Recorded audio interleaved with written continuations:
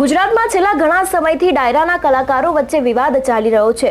જો છેલ્લા વિવાદ વિશેની વાત કરવામાં આવે તો અંતે દેવાત ખવડ દ્વારા અનેક એવા લોકો છે તે લોકો ઉપર ફરિયાદ કરવામાં આવી હતી ને એ બાદ ભગવતસિંહ ચૌહાણ છે તેમના દ્વારા પણ સામસામે ફરિયાદ કરવામાં આવી હતી। આ સમગ્ર વિવાદ સનાતનના ડાયરાથી શરૂ થયો હતો ને અંતે આ વિવાદ અત્યારે હાલ આગોતરા જામીન સુધી પહોંચી ગયો છે।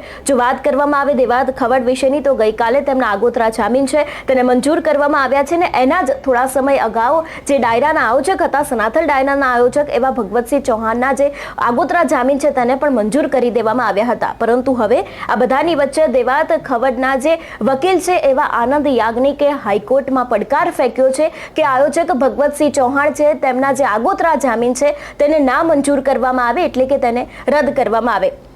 જો સમગ્ર વિવાદ વિશેની વાત કરવામાં આવે તો થોડા સમય અગાઉનો આ વિવાદ છે જેમાં ખાસ કરીને દેવાત ખવડના ડ્રાઈવર અને તેમની ગાડી ઉપર હુમલો કરવામાં આવ્યો હતો ને એ બાદ આ સમગ્ર વિવાદ સામે આવ્યો હતો। એ સમયે દેવાત ખવડની ગાડી છે તેને પણ ક્યાંક નાખી દેવામાં આવી હતી ને થોડા સમય માટે તેમની ગાડી ગુમ પણ થઈ ગઈ હતી। અનેક એવા સવાલો ઊભા થયા હતા કે શું ખરેખર તેમના ડ્રાઈવર ઉપર હુમલો કરવામાં આવ્યો છે અને શું ખરેખર તે લોકોની અરજી પોલીસ સ્ટેશનમાં સ્વીકારવામાં આવી હતી કે નહોતી આવી હતી।